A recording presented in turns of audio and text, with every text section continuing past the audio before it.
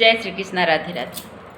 आज मैं कथा लेके आई हूँ गणेश चतुर्थी के उपलक्ष्य में अपने गणेश जी के लिए। अगर यह कथा अच्छा लगे तो कमेंट करके ज़रूर बताइएगा कि मेरा कथा कैसा है।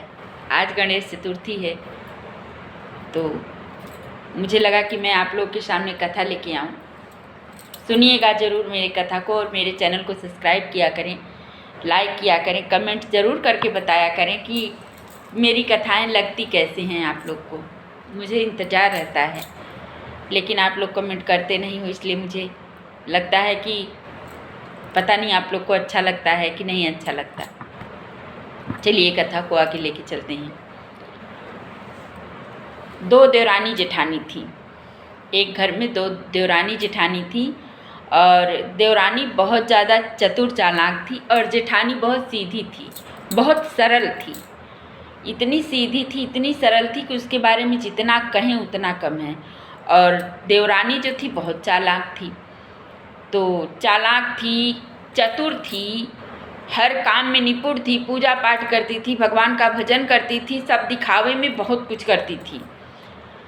और जेठानी जो थी वो बस ऐसे ही उसकी सादी ज़िंदगी थी, बस बनाना खिलाना, ऐसे ही भगवान का नाम ले लिया, मन किया तो धूप बत्ती दिया, भगवान को दिखा दिया, नहीं किया जैसे अपने परिवार के साथ रहती थी वैसे भगवान के साथ भी उसका संबंध था।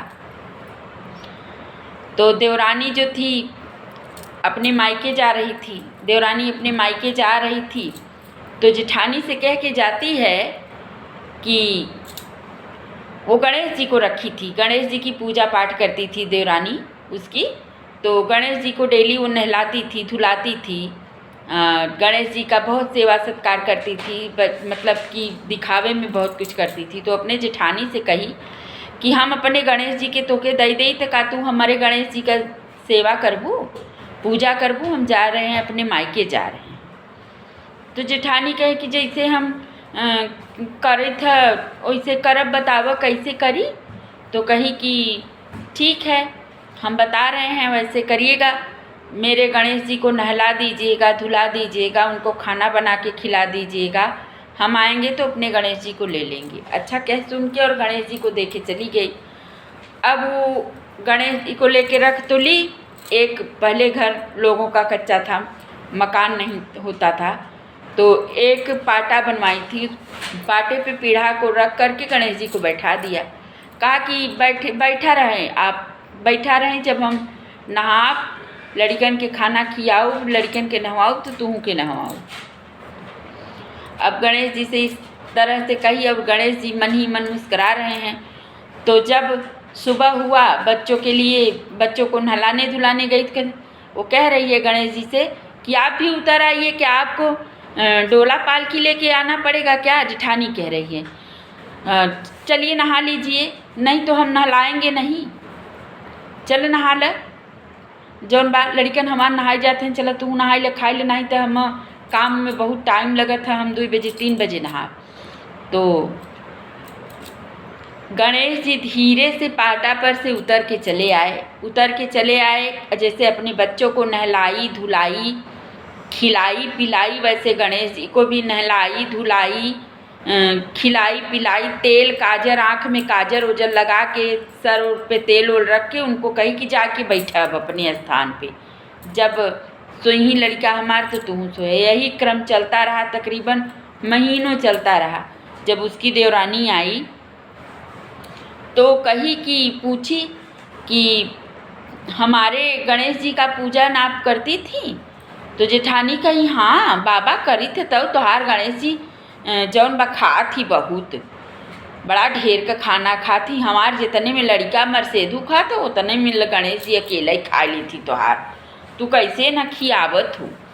तो कह रही है कि अब देवरानी कह रही है यहाँ गणेश जी खाना खा लेते थे, इनका सब ये झूठ बोल रही है, पागल हैं ये, इनको कुछ समझ में आता जाता है नहीं, और ये हमारे गणेश जी को ऐसे कहती।